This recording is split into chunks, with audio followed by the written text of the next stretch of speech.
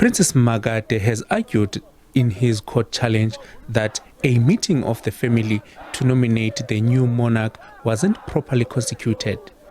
He also says that members of the family had identified him as successor. He also wants President Cyril Ramaphosa to review his appointment of King Misuzulu as leader of the AmaZulu nation.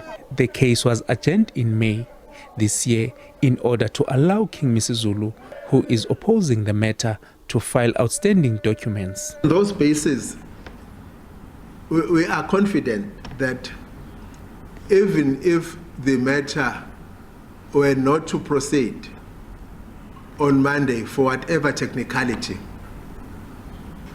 but eventually, as truth has prevailed over lies, as light has always prevailed over darkness, we will indeed prevail. I thank you. A legal expert says there are challenges in interpreting customary law.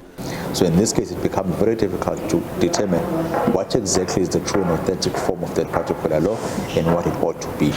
The only reprieve in which we're going to have is then to go back and to say, to those individuals that previously existed within that particular point in time, how did you handle these particular matters? Do you have it done on affidavit? Do you have any other circumstantial evidence and supporting evidence that you might be able to prove? If the answer is no, then it means that it is not a practice which was usually followed.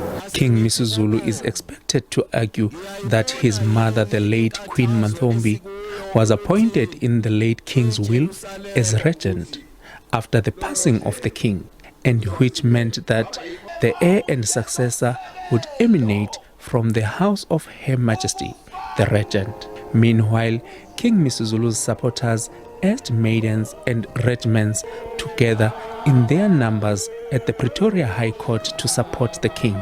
North Gauteng, SABC News, Durban.